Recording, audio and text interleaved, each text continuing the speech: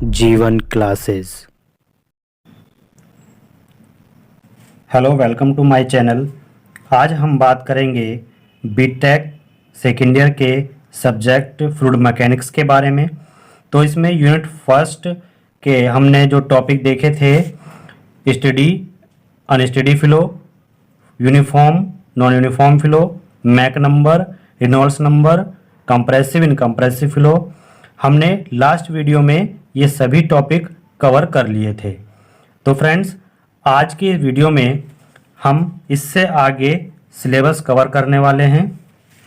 तो आज की इस वीडियो में हम कवर करेंगे कंटिन्यूटी और बर्नौली इक्वेशन। जो स्टूडेंट्स इस चैनल पर नए हैं तो जल्दी से चैनल को सब्सक्राइब कर लें और बेल आइकन को प्रेस कर लें, जिससे कि आने वाले सभी वीडियो का नोटिफिकेशन आपको सबसे पहले मिल सके।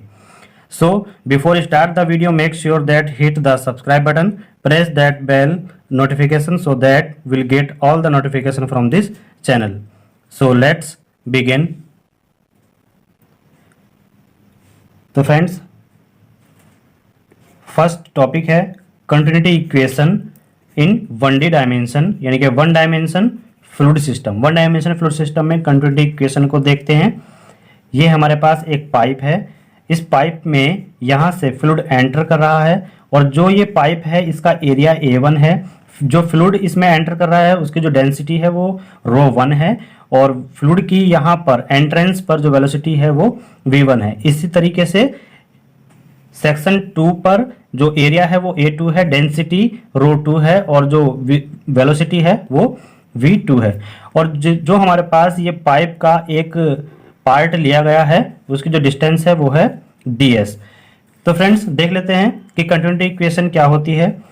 The continuity equation is based on the principle of conversion of mass. ठीक है, conservation of mass. It state that if no fluid is added or removed from the pipe in any length, then the mass passing across different section shall be same.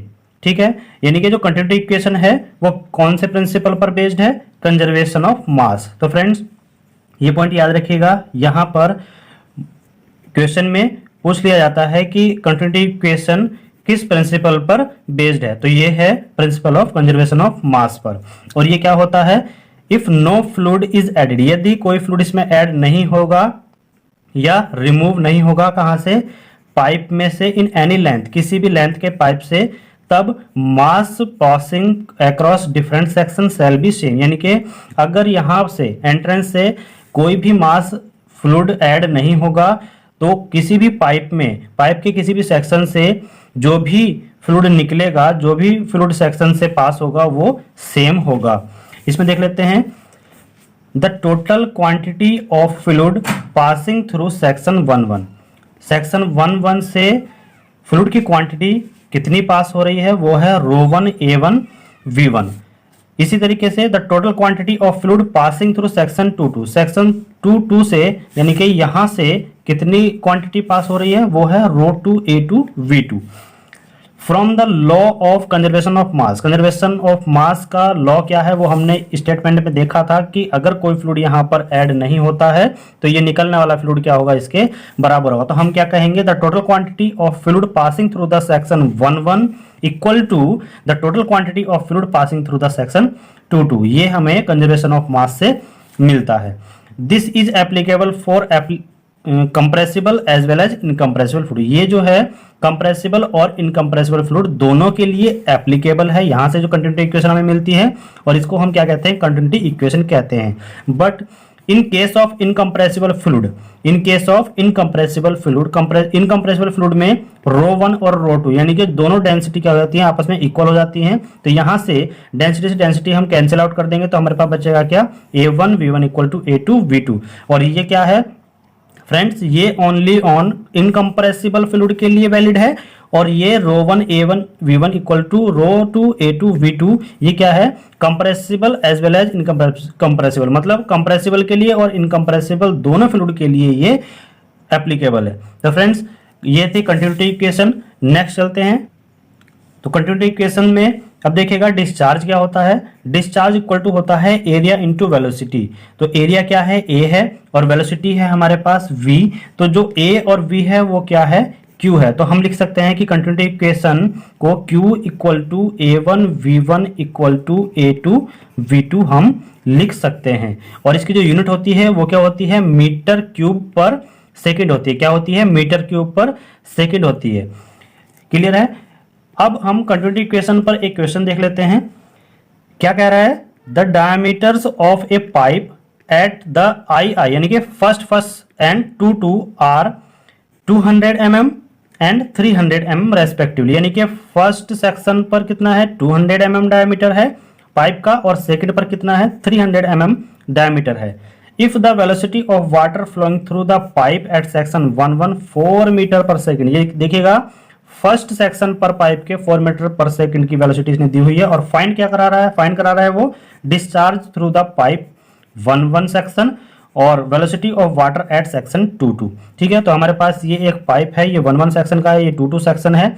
तो 1 section पर जो D1 है वो कितना दे रखा है हमारे पास, 200 mm, और 300 mm दे रखा है हमारे पास सेकंड सेक्शन का। ठीक है, तो चलते हैं देखते हैं गिवन डाटा में हमारे पास क्या क्या दिया हुआ है। तो डायमीटर ऑफ 1 एंड 2 तो D1 हो गया 1 सेक्शन का डायमीटर, तो कितना है 200 mm। इसको हम मीटर में कन्वर्ट करेंगे तो 0.2 मीटर आ जाएगा। D2 कितना है, यानी कि जो पाइप है उसके सेक्शन 2 पर जो डायमीटर है वो है 300 mm, और इसको हम मीटर में कन्वर्ट करेंगे तो कितना आ जाएगा 0.3 मीटर। अब जब हम एरिया निकालेंगे तो एरिया इक्वल टू होता है π/4 D1 स्क्वायर। जब हम क्या निकालेंगे, A1 निकाल रहे हैं तो हमारे पास आ जाएगा 0.0314 मीटर स्क्वायर। इसी तरीके से A2 निकालेंगे तो A2 हमारे पास निकल करके आ जाएगा 0.0707 मीटर स्क्वायर। और देखिएगा V1 हमें दी हुई, यानी कि पाइप के एंट्रेंस पर 1 सेक्शन पर जो वेलोसिटी है वो कितनी है, वो है हमारे पास 4 मीटर पर सेकंड है। तो क्या मालूम करा रहा है, वो कह रहा है कि डिस्चार्ज थ्रू द पाइप 1 ठीक है, यानी कि 1 सेक्शन पर पाइप के डिस्चार्ज हमें निकालना है। तो हमारे पास फॉर्मूला क्या होता है, Q equal to A1 V1 होता है। A1 की वैल्यू हमारे पास है, V1 की वैल्यू हमारे पास है। जब हम दोनों की मल्टीप्लाई करेंगे तो हमारे पास क्या आ जाएगा, Q equal to 0.1256 metre cube पर सेकंड। गाइज यूनिट हमेशा याद रखिएगा, ठीक है, यूनिट हमेशा याद रखिएगा। यूनिट से हमें वैल्यू का भी पता चल जाता है और हमें जो है पता चल जाता है कि न्यूमेरिकल में ये वैल्यू किस चीज़ की दी हुई है। जैसे हमारे यहाँ पर मीटर पर सेकंड है तो हमें पता है, अगर ये यहाँ पर वेलोसिटी भी ना लिखे, यहाँ पर वेलोसिटी भी ना लिखे, तो हमें पता चल जाएगा कि ये वैल्यू किसकी दे रखी है, वेलोसिटी की दी हुई है। नेक्स्ट जो हमें निकलवा रहा है वो है हमारे पास velocity of water at section 2 velocity of water section 2 पर क्या हो जाएगा, देखिएगा कंटिन्यूटी इक्वेशन हम यहाँ से लगाएंगे। किसी भी पाइप के अगर 2 सेक्शन दिए हुए हैं और उनकी वो एक की वेलोसिटी निकलवा रहा है, डायमीटर हमारे दिए हुए हैं, तो हमें कंटिन्यूटी इक्वेशन का यूज करना है। तो कंटिन्यूटी इक्वेशन क्या होती है, A1 V1 equal to A2 V2 होती है, यानी कि जो डिस्चार्ज है वो कांस्टेंट होगा। तो यहाँ से A1 V1 तो एज इट इज रहेगा, और जो ये A2 है इसको हम इसके नीचे ले जाएंगे, तो हमारे पास बनता है A1 V1 अपॉन में A2। यहाँ से हम वैल्यू रखेंगे, A1 की वैल्यू है हमारे पास 0.0314 इंटू V1 की वैल्यू हमें दी हुई थी कितना था, 4 मीटर पर सेकंड, तो यहाँ से हम कितना रख देंगे, 4 रख देंगे। और A2 की वैल्यू हमारे पास आई थी 0.0707 मीटर स्क्वायर। तो यहाँ से वैल्यू रखने पर हमें जो आंसर मिलता है वो हमें मिल जाता है 1.77 मीटर पर सेकंड। देखिएगा कंटिन्यूटी इक्वेशन का हमने यूज किया और A2 की वैल्यू हमने इसके नीचे ले जाके रखी है, क्योंकि V1 की हमें वैल्यू निकालनी है। तो यहाँ से हमने जो A1 की वैल्यू है ये V1 की वैल्यू और ये A2 की वैल्यू पुट की है, और पुट करने पर जो भी हमें आंसर मिला है वो है V2 की वैल्यू 1.77 मीटर पर सेकंड। देखिएगा गाइस मीटर पर सेकंड में हमारे पास जो है ये वैल्यू आई है। तो यहाँ से हमें मिल जाता है कि velocity of water at section 2 इस पाइप के सेक्शन 2 पर कितनी वेलोसिटी है, वो है 1.77 मीटर पर सेकंड। और जो पाइप 1 का डिस्चार्ज है वो कितना है, 0.1256 मीटर क्यूब पर सेकंड। तो गाइस बहुत ही ज़्यादा इंपॉर्टेंट क्वेश्चन है, अच्छा क्वेश्चन था, जो एग्जाम पॉइंट ऑफ व्यू से देखा जाए तो काफ़ी इंपॉर्टेंट क्वेश्चन है, तो ध्यान से देखिएगा। चलते हैं नेक्स्ट टॉपिक पर। नेक्स्ट आता है सिंक फ्लो। देखिएगा सिंक फ्लो क्या होता है, 2 नंबर में कभी कभी पूछ लेता है, तो सिंक फ्लो और सोर्स फ्लो को हम देख लेते हैं, दोनों होते क्या हैं, बहुत ही सिंपल हैं, ध्यान से देखिएगा। The sink flow is the flow in which fluid moves radially inward towards the point where it disappears at constant rate। देखिएगा सिंक फ्लो होता क्या है? सिंक फ्लो वह फ्लो है जिसमें जो फ्लूइड है वो रेडियली मूव्स करता है, यानी कि कोई हमारे पास है सर्किल टाइप है तो उसके रेडियली मूव करेगा, ठीक है, रेडियस की डायरेक्शन में उसको मूव करेगा और टुवर्ड्स द पॉइंट, जो इसका ये पॉइंट है इसकी तरफ को मूव करता है, ठीक है। It disappear at constant rate, और कांस्टेंट रेट से वो क्या हो जाता है, यहाँ से डिसअपियर निकल जाता है। तो नेक्स्ट वन जो लेते हैं, ये क्या है? Sink flow pattern. ये एक सिंक फ्लो पैटर्न बना हुआ है, ठीक है। नेक्स्ट है source flow. The source flow is the coming from point. देखिएगा सोर्स क्या होता है, किसी पॉइंट से निकलता है, तो यहां से देखिएगा निकलने की डायरेक्शन दिखाई गई है, यहां पर आने की डायरेक्शन दिखाई, यानी कि सिंक का मतलब क्या होता है, एक किसी पॉइंट पर आकर के कोई भी वेक्टर मिल रहे हैं या कोई भी हमारे पास सोर्स से कुछ भी जो फ्लूइड है फ्लो हो रहा है वो एक पॉइंट पर जाकर मिल रहा है। और यहाँ पर सोर्स फ्लो में क्या है, यानी कि किसी पॉइंट से किसी चीज का निकलना जो है सोर्स फ्लो कहलाता है। अगर किसी पॉइंट से वाटर का बाहर की तरफ निकलना हो रहा है तो हम उसको सोर्स फ्लो कहेंगे। The source flow is the coming from point, यानी कि source, and moving radially in all direction of plane at uniform rate. देखिएगा इसमें क्या है, हमने सिंक में देखा था कि इनवर्ड रेडियली, ठीक है, रेडियली इनवर्ड मूव करता है फ्लूइड, और यहां पर क्या करता है, रेडियली आउटवर्ड मूव करता है, ठीक है, रेडियली मूव आउटवर्ड, ठीक है, और सभी डायरेक्शन में मूव करता है और किससे, यूनिफॉर्म रेट से मूव करता है, ठीक है, यानी कि इसका जो है फ्लो है वो जो वेलोसिटी है उसकी वो पर सेकंड बदलती नहीं है। तो ये क्या है, सोर्स फ्लो का पैटर्न था। नेक्स्ट है volume flow rate per unit depth. देखिएगा volume flow rate per unit depth क्या है, तो volume flow rate per unit depth को हम बोलते हैं Q, और Q इक्वल टू क्या होता है, यू आर 2 पाई आर, और यू आर इक्वल टू अगर हम निकालें तो Q अपॉन 2 पाई आर हमें मिल जाता है। और जहां पर यू आर क्या है, रेडियल वेलोसिटी है, ठीक है, रेडियल वेलोसिटी है, और Q क्या है, वॉल्यूम रेट फ्लो रेट, ठीक है, वॉल्यूम फ्लो रेट है क्या, पर यूनिट डेप्थ में, और R क्या है, रेडियस है, और किसका रेडियस है, सोर्स फ्लो पैटर्न में जिस भी सर्किल लाइन पर हम इसको सॉल्व करने वाले हैं ये क्या है, उसकी रेडियस है। नेक्स्ट चलते हैं, नेक्स्ट आता है पाथ लाइन। देखिएगा पाथ लाइन क्या होता है, a path line is the path follow particle in motion. A path line shows the direction of particular particle as it moves ahead. In general this is curve in 3 dimension space। देखिएगा एक path line जो होती है वो क्या है, किसी particles के द्वारा जो वो मोशन में है उसके द्वारा जो भी पाथ फॉलो होता है, जो भी पाथ फॉलो होता है उसको अगर हम शो कर दें उसी की डायरेक्शन में किसी एक पर्टिकुलर पार्टिकल पर, तो क्या होता है, आगे की तरफ अगर हम उसको शो करते जाएं तो वो जो है वो पाथ लाइन कहलाती है, वो लाइन जो बन के आ रही है वो पाथ लाइन कहलाती है। देखिएगा यहाँ पर ये फर्स्ट पार्टिकल है, ये पहले इस पोजीशन पर था, फिर चल करके इस पोजीशन पर आया, फिर इस पोजीशन पर आया, तो जहां को ये गया है, जिस पाथ को इसने फॉलो किया है, अगर उस पाथ पर हम एक लाइन ड्रॉ करते जाएं तो हमें एक लाइन मिलती है जिसको हम क्या बोलते हैं, उस पार्टिकल्स की पाथ लाइन बोलेंगे। इसी तरीके से स्ट्रीम लाइन, स्ट्रीम लाइन क्या होती है, a stream line may be defined as an imaginary line. देखिएगा ये एक इमेजिनरी लाइन होती है, ठीक है, within the follow so that the tangent at any point on it indicate the velocity at that point। देखिएगा किसी भी पॉइंट पर किसी पार्टिकल्स की जो वेलोसिटी होती है अगर उसके टेंजेंट में हम कोई लाइन ड्रॉ करें तो उसको क्या बोलते हैं, हम स्ट्रीम लाइन बोलते हैं। तो equation of stream line in 3D, देखिएगा 3D में इक्वेशन ऑफ स्ट्रीम लाइन क्या होती है इसको याद रखिएगा, क्योंकि इससे काफी ज्यादा न्यूमेरिकल्स हम करेंगे, और न्यूमेरिकल्स के साथ साथ हम ये भी देखने वाले हैं कि इंपॉर्टेंट क्वेश्चन कौन कौन से बनते हैं। तो equation of stream line in 3D क्या होती है, dx upon u equal to dy upon v equal to dz upon w। देखिएगा dx अपॉन यू क्या है, dx है हमारे पास x डायरेक्शन, और x डायरेक्शन में जो वेलोसिटी होती है पार्टिकल्स की वो क्या होती है, u होती है। इसी तरीके से इक्वल जो dy है, y क्या है, y डायरेक्शन है, और v क्या है, y डायरेक्शन की वेलोसिटी है। इसी तरीके से z डायरेक्शन की वेलोसिटी क्या है, w है। नेक्स्ट देख लेते हैं स्ट्रीक लाइन क्या होती है। देखिएगा अभी हमने पाथ लाइन और स्ट्रीम लाइन देखी, अब देखेंगे स्ट्रीक लाइन, STREAK लाइन, ठीक है। The streak line is a curve, ये स्ट्रीक लाइन जो है एक कर्व होती है विच जो gives an instantaneous pictures of the location of fluid particles which have passes through a given point। ठीक है, तो इसमें एग्जाम्पल देख लेते हैं। The path takes by smoke coming out of chimney. ठीक है, स्ट्रीक लाइन क्या होती है कि किसी भी इंस्टेंटेनियस पॉइंट पर, ठीक है, एक पिक्चर लोकेट होती है फ्लूइड पार्टिकल्स की विच है passes through a given point, जो एक किसी गिवन पॉइंट से पास हो रहा है, ठीक है, गिवन पॉइंट के थ्रू पास हो रहा है। एग्जाम्पल से हम देख लेते हैं कि जो पाथ है किसका, स्मोक कमिंग, किसके द्वारा, एक चिमनी के द्वारा, smoke coming out of chimney, किसी चिमनी से अगर धुआं निकल रहा है तो उसका जो पाथ है वो क्या है, स्ट्रिक लाइन का एग्जाम्पल होगा। ठीक है, नेक्स्ट देख लेते हैं।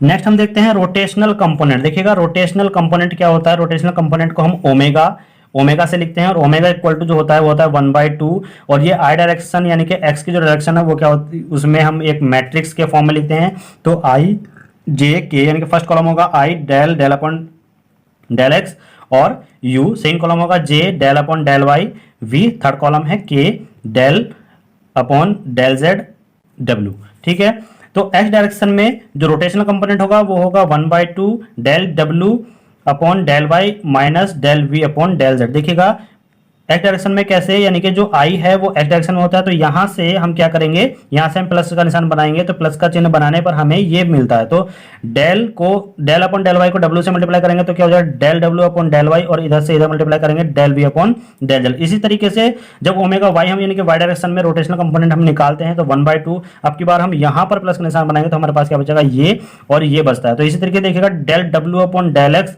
ये हो जाएगा, और माइनस में del you upon del z हो जाएगा। सेम कंडीशन में डब्ल्यू जेड यानी कि जेड डायरेक्शन में रोटेशनल कंपोनेंट क्या होता है, यहां पर प्लस बनाएंगे तो हमें बचता है ये, तो क्या हो जाएगा, del we upon del X और del you upon del Y आ जाएगा। इस तरीके से इसको याद करने की ट्रिक बन जाती है। अब देखिएगा फॉर इरोटेशनल फ्लो के लिए एक्स और वाई और जेड डायरेक्शन में जो रोटेशनल कंपोनेंट होगा वो क्या होता है, जीरो होता है। याद रखिएगा गाइस कि इरोटेशनल फ्लो में एक्स डायरेक्शन और वाई डायरेक्शन और जेड डायरेक्शन के तीनों डायरेक्शन में जो रोटेशनल कंपोनेंट ओमेगा होगा वो क्या होगा, जीरो होगा। इसी तरीके से देख लेते हैं वर्टिसिटी क्या होती है, वर्टिसिटी होती है 2 इंटू रोटेशनल कंपोनेंट। जो रोटेशनल कंपोनेंट है उसको अगर हम 2 से मल्टीप्लाई कर दें तो हमारे पास क्या बन जाती है, वर्टिसिटी बन जाती है। तो देखिएगा गाइस वो अगर पूछता है आपसे कि एक्स डायरेक्शन में वर्टिसिटी बताइए तो हम किससे करेंगे, डब्ल्यू एक्स इंटू 2 कर देंगे। वो कहेगा कि वाई डायरेक्शन में बताइए तो डब्ल्यू वाई इंटू 2 हो जाएगा, और डब्ल्यू जेड इंटू 2 जब हम करेंगे तो वो हो जाएगा वाई डायरेक्शन में वर्टिसिटी। तो देखिएगा वर्टिसिटी होता है 2 इंटू रोटेशनल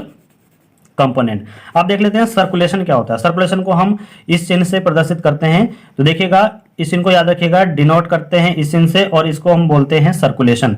तो इट इज लाइन इंटीग्रल, देखिएगा it is line integral of tangential component of velocity around a close curve. देखिएगा ये 2 नंबर में पूछ लेता है, या फिर ऐसा करेगा कि इन तीनों चारों को एक क्वेश्चन में डाल देगा और उसको 5 नंबर का वो कर सकता है। तो जो रोटेशनल यानी कि सर्कुलेशन होता है, सर्कुलेशन क्या होता है, वेलोसिटी इनटू एरिया होता है। ठीक है, इसने लिख रखा है integral of tangential component of velocity around a close curve. तो हमारे पास क्या होता है, सर्कुलेशन इक्वल टू वर्टिसिटी, यानी कि जो वर्टिसिटी हमारे पास ये है, और वर्टिसिटी क्या होती है, 2 इंटू रोटेशनल कंपोनेंट होती है, और इसको हम बोलते हैं सर्कुलेशन में वर्टिसिटी इंटू एरिया। अगर वर्टिसिटी को हम एरिया से मल्टीप्लाई करते हैं तो सर्कुलेशन बन जाता है। देखिएगा यहाँ पर कुछ नोटिंग पॉइंट मैंने लिखे हैं, इनको देखिएगा।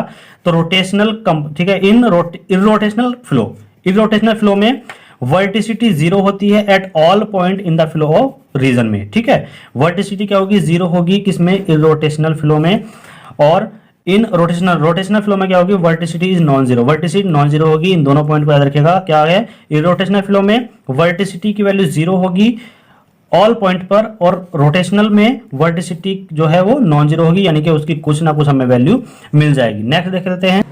देखिएगा नेक्स्ट है वेलोसिटी पोटेंशियल फंक्शन। देखिएगा वेलोसिटी पोटेंशियल फंक्शन को हम फाइ से डिफाइन करते हैं, फाइ से डिनोट करते हैं।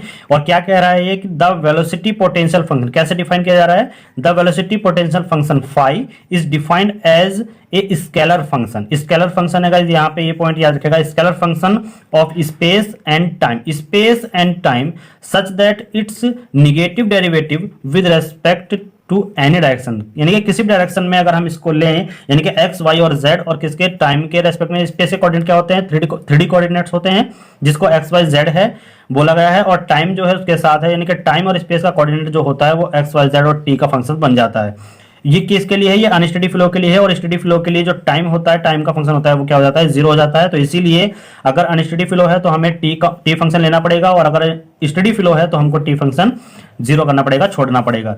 तो हम इस तरीके से लिख सकते हैं कि u equal to minus del phi upon del x इस डेफिनेशन के हिसाब से, और v equal to del phi upon del y यानी कि ये भी माइनस में है, और डब्ल्यू equal to minus del phi upon del z, ये तीनों डायरेक्शन में जो वेलोसिटी है वो हमें मिल रही है। यानी कि यू वेलोसिटी है एक्स डायरेक्शन में, वी है वाई डायरेक्शन में, और जेड है डब्ल्यू डायरेक्शन में, और फाई क्या है, वेलोसिटी पोटेंशियल फंक्शन है।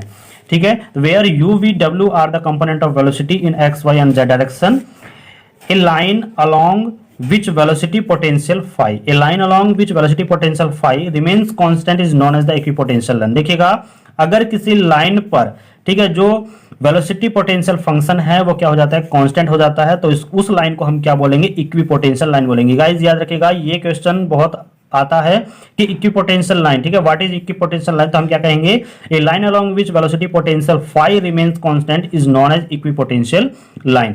और देखिएगा, slope of this equipotential line, इस इक्विपोटेंशियल लाइन का स्लोप क्या होता है, इसको कैसे लिखते हैं, तो लिखते हैं dy अपॉन dx से d phi upon dx upon d phi upon dy, हम इसको इस तरीके से कर सकते हैं। और डी फाई अपॉन dx और dy अपॉन dx की वैल्यू हम जानते हैं क्या होती है, माइनस यू और माइनस बी हम लिख सकते हैं, तो माइनस माइनस कैंसिल आ जाकर dy upon dx equal to U upon V आ जाएगा। और ये क्या है, इक्विपोटेंशियल लाइन का स्लोप है। गाइस याद रखिएगा, इक्विपोटेंशियल लाइन का स्लोप है।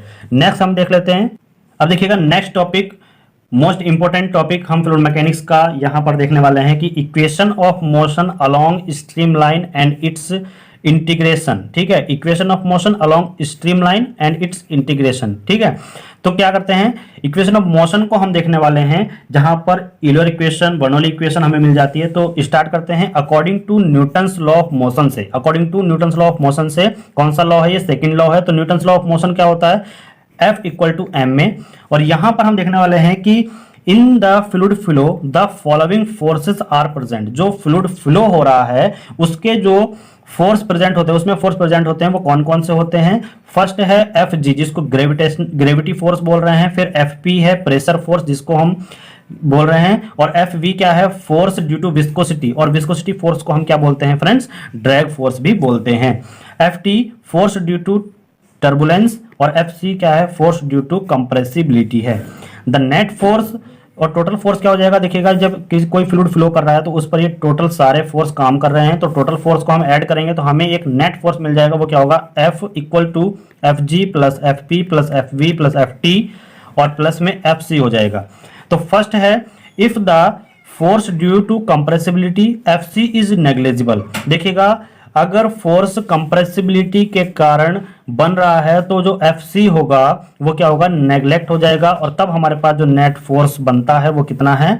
इस Fc कंपोनेंट को हम रिमूव कर देंगे तो हमारे पास बनता है F इक्वल टू, यानी कि net force equal to gravity force plus pressure force plus drag force, जिसको हम ड्यू टू विस्कोसिटी बोल रहे हैं। और Ft क्या होता है हमारे पास, Ft होता है फोर्स ड्यू टू टर्बुलेंस। तो this equation of motion are called Reynolds equation of motion. देखिएगा, अगर हम फोर्स ड्यू टू कंप्रेसिबिलिटी यानी कि एफसी को नेग्लेक्ट कर देते हैं तो जो हमारे पास नेट फोर्स की इक्वेशन बन के आती है वो आती है रेनॉल्ड्स इक्वेशन ऑफ मोशन। ठीक है, याद रखिएगा। नेक्स्ट है for flow where F T is negligible, यानी कि अगर हम टर्बुलेंस को नेग्लेक्ट कर दें, force due to turbulence F T को नेग्लेक्ट कर दें, तो जो हमारे पास रिजल्टेंट इक्वेशन बनती है वो बन जाती है F equal to gravitational force और प्रेशर फोर्स और ड्रैग फोर्स। और ये इक्वेशन क्या कहलाती है, ये इक्वेशन कहलाती है नेवियर स्टोक इक्वेशन। गाइस, इसी इक्वेशन को हम नेवियर स्टोक इक्वेशन बोलते हैं, किसमें, फ्लूइड फ्लो सिस्टम में। नेक्स्ट देख लेते हैं, नेक्स्ट और लास्ट केस इसका देख लेते हैं, क्या है, if the flow is assume to ideal. देखिएगा, अगर हम फ्लो को आइडियल एज्यूम करते हैं तो विस्कस फोर्स जो एफ वी, जिसको हम ड्रैग फोर्स भी बोल रहे हैं, वो क्या हो जाएगा, जीरो हो जाएगा। ठीक है, ये मैंने लास्ट लेक्चर में पढ़ाया था कि जो आइडियल फ्लूइड होता है वो क्या होता है, नो विस्कस होता है, नो और इनकम्प्रेसिबल होता है, यानी कि वो कंप्रेस नहीं हो सकता, विस्कोसिटी उसमें जीरो होती है, और शेयर स्ट्रेस भी उसमें जीरो हो जाती है, जो आइडियल फ्लूइड हमारे पास होता है। तो विस्कोसिटी यानी कि ड्रैग फोर्स जो होगा वो जीरो हो जाएगा। तो हमारे पास जो रिजल्टेंट इक्वेशन बनती है वो क्या है, F equal to F G plus F P, यानी कि ग्रेविटी फोर्स और प्रेशर फोर्स। और गाइज, इसी इक्वेशन को हम क्या बोलते हैं, यूलर इक्वेशन ऑफ मोशन बोलते हैं, यानी कि जहां पर ग्रेविटी फोर्स और प्रेशर फोर्स कंसिडर किया जाए उसी इक्वेशन को हम क्या बोलते हैं, यूलर इक्वेशन बोलते हैं। अब जब हम यहाँ पर यूलर इक्वेशन तक पहुंच गए हैं तो हम अब यूलर इक्वेशन ऑफ मोशन को देखते हैं कि यह कैसे प्रूफ होती है, इसका स्टेटमेंट क्या है। आइए शुरू करते हैं, statement of Euler equation of motion.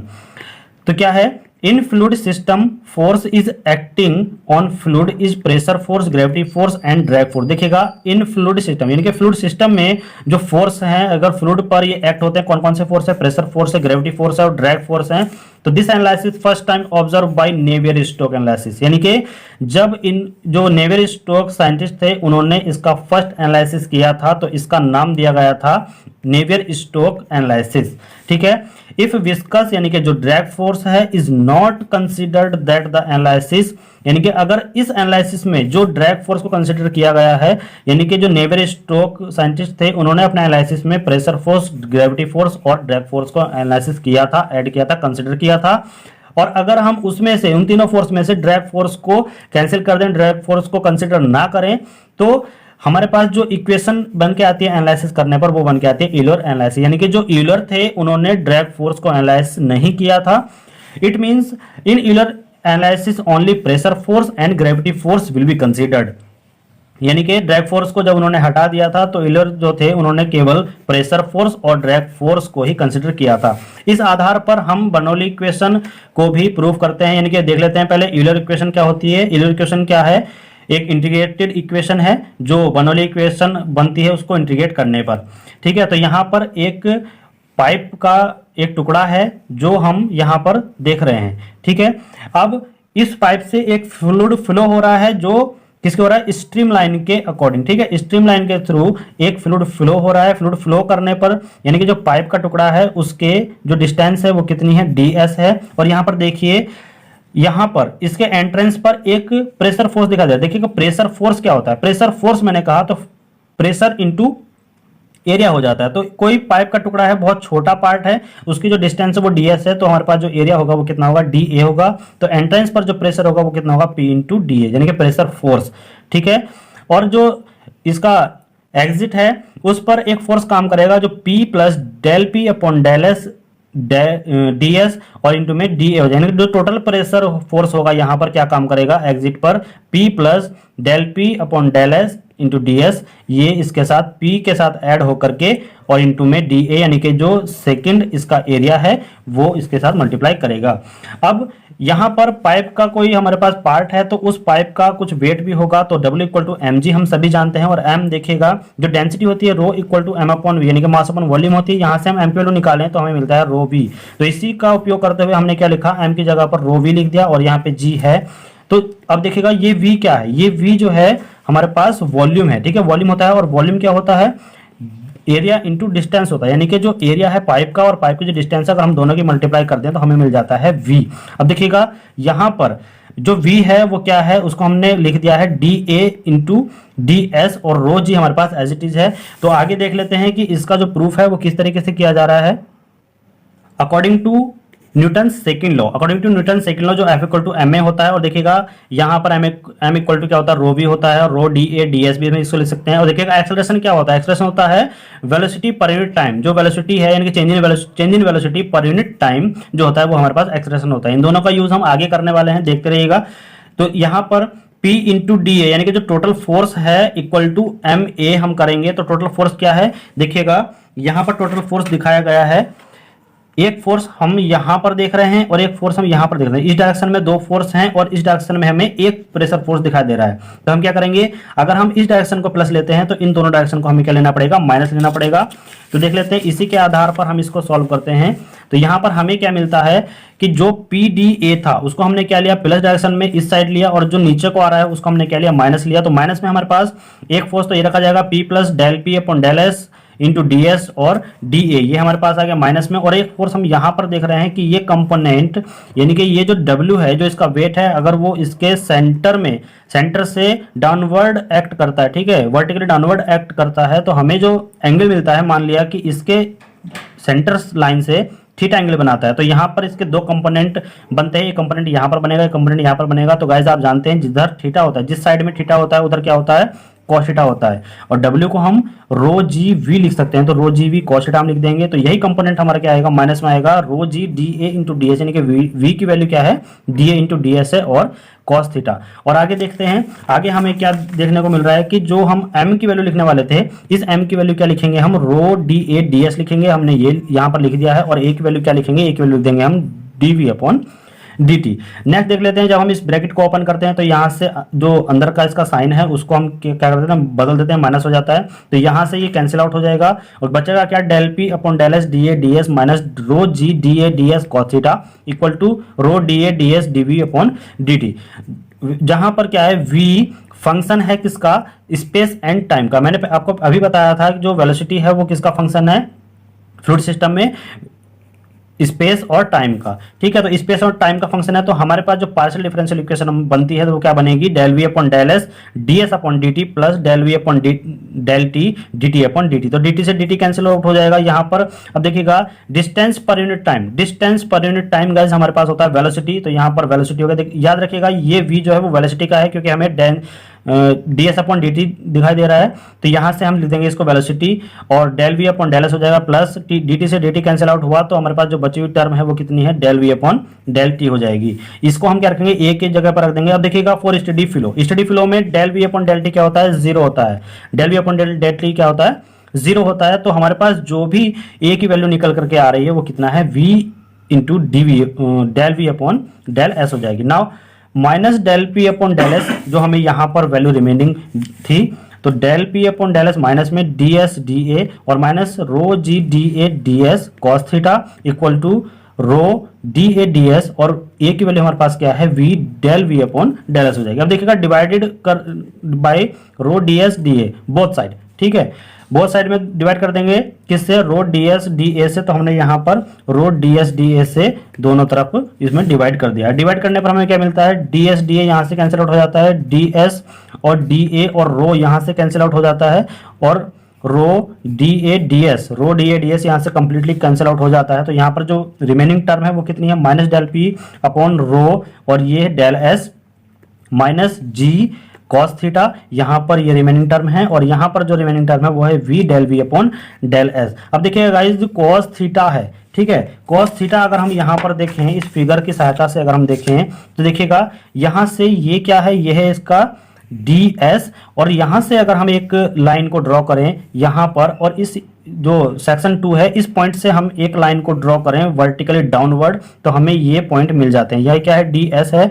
और देखिएगा गाइस यहाँ पर जो हाइट है वो कितनी है, हमने मान ली कि ये हाइट जो है वो बेस पॉइंट पर ही आ रही है, तो यहाँ से मान लेंगे z इक्वल टू जीरो यानी z1 इक्वल टू जीरो और ये क्या है z2 इक्वल टू कितना है dz मान लेते हैं क्योंकि ये एक स्मॉल कंपोनेंट है तो हम dz मान लेते हैं। तो देखिएगा cos थीटा जो हमारे पास मिलेगा वो क्या मिलता है, देखिएगा ये हमारे पास थीटा है तो थीटा के एकदम पास में और दोनों तरफ को जो कोण बनता है वो किस पे बनता है, आधार पे और कर्ण पे बनता है, ठीक है। तो इसका जो cos थीटा होता है वो क्या होता है, डेल z यानी कि आधार और अपॉन में कर्ण क्या होता है, डेल s होता है, ठीक है। तो यानी कि dz अपॉन ds जो होगा वो किसकी वैल्यू होगी, cos थीटा की वैल्यू होगी। यहीं से हमने cos theta equal to del z upon del s रखा हुआ है। तो minus del p upon rho del s minus g del z upon del s equal to v del v upon del s। Next देखिएगा तो आगे हमें जो मिलता है वो मिलता है minus del p upon rho minus g del z minus v del v equal to zero.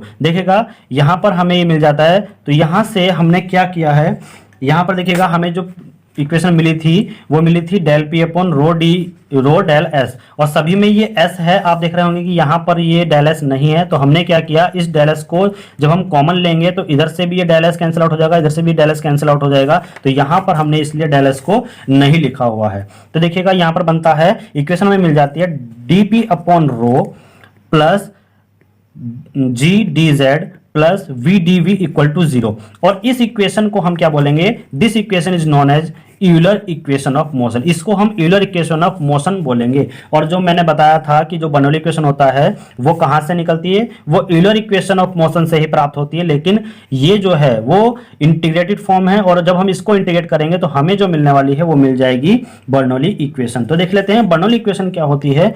When integration of Euler equation of motion, Euler equation of motion को यदि हम इंटीग्रेट कर दें तो फाइंड एन इक्वेशन, जो equation हम find करते हैं उसको हम बर्नौली इक्वेशन कहते हैं, वही हमारी बर्नौली इक्वेशन होती है। लेकिन बर्नौली इक्वेशन के कुछ अपने अजम्पशन हैं, कुछ अपने अजम्पशन हमें दिखाई दे रहे हैं यहाँ पर जो लिखे हुए हैं वो क्या हैं। इन विस्कस फ्लो, एक तो फ्लो क्या है वो इन विस्कस होना चाहिए, यानी कि उसमें विस्कोसिटी नहीं होनी चाहिए, विस्कोसिटी 0 होनी चाहिए। नेक्स्ट है स्टडी फ्लो। स्टडी फ्लो का मतलब क्या है कि जो टाइम के रेस्पेक्ट में, ठीक है, टाइम के रेस्पेक्ट में जो फ्लो है वो स्टडी होना चाहिए। और इनकंप्रेसिबल फ्लो, ठीक है, फ्लो इनकंप्रेसिबल होना चाहिए। आइडियल फ्लो होना चाहिए, आइडियल फ्लो में क्या है, विस्कोसिटी 0 होनी चाहिए, इनकंप्रेसिबल फ्लूइड होना चाहिए, सरफेस टेंशन 0 होनी चाहिए।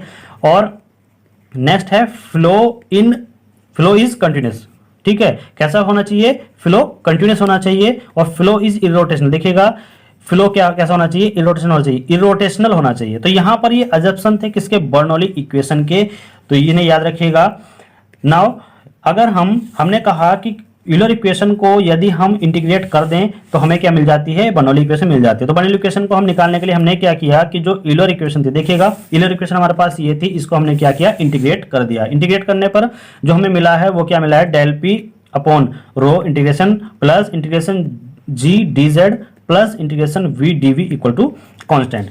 तो जब हम इसका इंटीग्रेट करेंगे तो क्या हो जाएगा, p upon rho plus g z plus v square upon 2 equal to constant. अब देखिएगा इस g को यहां से हटाने के लिए हमने क्या किया, g से दोनों तरफ डिवाइड कर दिया है दोनों पोर्शन को, तो जो कांस्टेंट है वो तो कांस्टेंट ही रहेगा। जब हम इससे डिवाइड करेंगे तो क्या आ जाएगा, p upon rho g v square upon 2g बन जाएगा। और यहां से जो g है वो कैंसिल आउट बन के क्या हो जाएगा, z बना लेगा, इक्वल टू में कांस्टेंट है। अब देखिएगा यहां पर ये हमें कांस्टेंट मिल रहा है, तो कांस्टेंट में हम क्या करेंगे, जो दोनों पार्ट्स होते हैं, दोनों सेक्शन के लिए जो पार्ट्स होते हैं वो दोनों बराबर आ जाते हैं। तो क्या होता है, p1 upon rho 1g plus v1 square upon 2g plus z1 equal to p2 upon rho 2g plus v2 square upon 2g plus Z1। तो हम देख लेते हैं कि जो P1 अपॉन रो 1g है उसको हम बोलते हैं pressure head, V1 square upon 2g है इसको हम बोलते हैं वेलोसिटी हेड, और Z1 है इसको हम बोलते हैं डेटम हेड। देखिएगा इसको हम क्या बोलते हैं, डेटम हेड बोलते हैं। और ये दोनों पोर्शन पर क्या है, सेम होता है, यानी कि दोनों पोर्शन पर इसकी जो वैल्यू होती है वो बराबर रखी जाती है, तब हमें क्या मिलती है, बर्नौली इक्वेशन मिलती है। लेकिन जो इनके कंपोनेंट है इनकी वैल्यू अलग अलग हो सकती है, जैसे z की वैल्यू अलग हो सकती है, v की वैल्यू अलग हो सकती है, फर्स्ट सेक्शन पर v की वैल्यू कुछ और है, सेकंड सेक्शन पर v की वैल्यू कुछ और है, प्रेशर की वैल्यू कुछ और है। लेकिन जब हम बर्नौली इक्वेशन करते हैं तो इन दोनों पोर्शन को बराबर में करके हम प्रेशर या वेलोसिटी या फिर उसका जो डेटम हेड यानी कि हाइट है उसको हम डिफाइन कर सकते हैं। सो गाइज आज यहाँ तक ही हम इसको देखते हैं, ठीक है। तो आज के लिए बस इतना ही, और नेक्स्ट वीडियो में जो हम टॉपिक देखने वाले हैं वो है एप्लीकेशन ऑफ बर्नौली इक्वेशन, ठीक है। नेक्स्ट वीडियो में हम टॉपिक देखेंगे एप्लीकेशन ऑफ बर्नौली इक्वेशन, जिसमें वेंचुरीमीटर, पेट्रोल ट्यूब का डिस्चार्ज के जो डेरिवेशन है उनको हम करने वाले हैं, वियर और नॉच हम करने वाले हैं। तो कहीं मत जाइएगा, बने रहिएगा आपके अपने चैनल जीवन। सो फ्रेंड्स, जो इस चैनल पर नए हैं वो चैनल को सब्सक्राइब कीजिएगा, नोटिफिकेशन को अलाउ कर दीजिएगा। सब्सक्रिप्शन बटन के साइड में एक बेल आइकन का साइन होता है, उस पर प्रेस कीजिएगा, जिससे कि आने वाले सभी वीडियो का जो नोटिफिकेशन है आपको इजीली सबसे पहले मिल सके। सो इसी के साथ हम नेक्स्ट वीडियो में एप्लीकेशन ऑफ बर्नौली इक्वेशन को देखने वाले हैं। तो कहीं मत जाइएगा, जल्द ही आपको नेक्स्ट वीडियो मिल जाएगी। Thanks for watching.